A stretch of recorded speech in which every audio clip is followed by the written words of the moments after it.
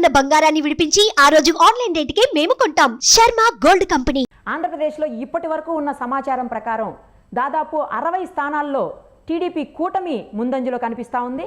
మరొక 7 నుంచి 10 స్థానాల్లో మాత్రమే వైసీపీ ముందంజలో కనిపిస్తున్నటువంటి పరిస్థితులు ఉన్నాయి. అలాగే 13 స్థానాల్లో అంటే ఎంపీ స్థానాల్లో 13 చోట్ల టీడీపీ ఆధిక్యంలో ఉంటే 2-3 చోట్ల మాత్రమే వైసీపీ ఆధిక్యంలో ఉన్నటువంటి పరిస్థితి కనిపిస్తూ ఉంది. ఒక్క చోట అంటే పులివెందుల్లో మాత్రం కాంగ్రెస్ అంటే షర్మిల గారు కొంత ముందంజలో ఉన్నటువంటి పరిస్థితి కనిపిస్తూ ఉంది. మొత్తానికైతే ఓవరాల్గా చూసినప్పుడు మనకి ఇప్పటి వరకు పూర్తయినటువంటి రౌండ్స్ అన్ని చెక్ చేస్తే టీడీపీఏ ఆధిక్యంలో చాలా ప్రాంతాల్లో ఉన్నటువంటి పరిస్థితి. ప్రస్తుతం మనతో పాటు ఉన్నారు జనసేన ప్రధాన కార్యదర్శి శివశంకర్ గారు.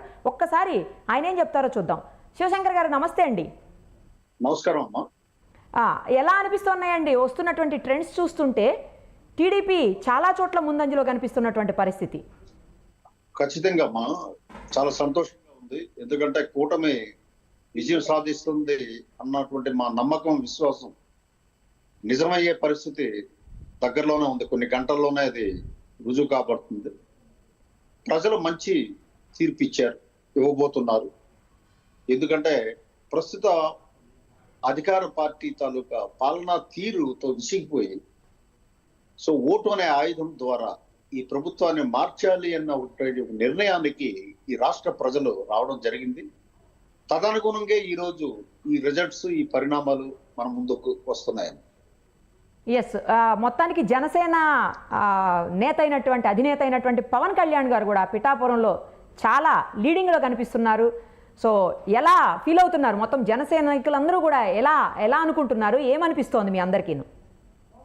అంటే పిఠాపురం నుంచి మా అధ్యక్షులు పవన్ కళ్యాణ్ గారు భారీ మెజార్టీతో గెలుస్తారు అన్నటువంటి పూర్తి విశ్వాసం అందరిలో ఉందాం. కాబట్టి 1-2 రౌండ్లో ఆధిక్యతని మేము పెద్ద పరిగణలోకి తీసుకోవట్లేదు. అలాగే మిగతా స్థానాల్లో జనసేన ఆధిక్యం కొనసాగడం చాలా ఆనందదాయకంగా ఉంది.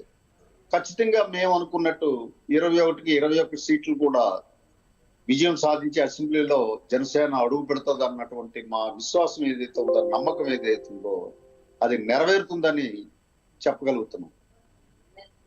రైట్ అండి, thank you so much, all the very best. ఇప్పుడు మనం చూస్తున్నాము మొత్తం, ఎందుకంటే చాలా చోట్ల అసెంబ్లీ స్థానాలకు జరిగాయి, అలాగే దేశవ్యాప్తంగా పార్లమెంటు స్థానాలకు జరిగాయి పోటీలు.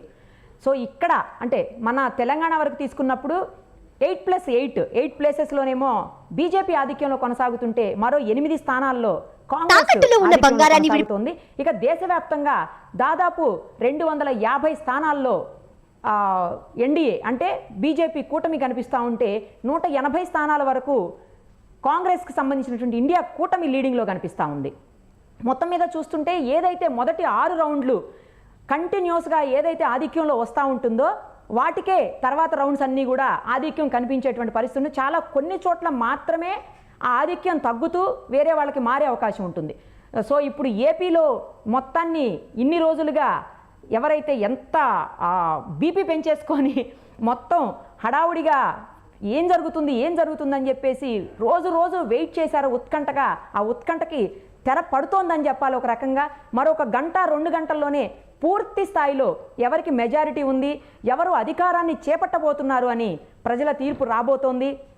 ఇప్పటి వరకు ఉన్న సమాచారం ప్రకారం అయితే 60 స్థానాలకు పైబడి టీడీపీ ఆధిక్యంలో కొనసాగుతూ ఉంది. కేవలం 10 స్థానాల లోపు మాత్రమే వైసీపీ ఆధిక్యత కొనసాగుతున్నటువంటి పరిస్థితి.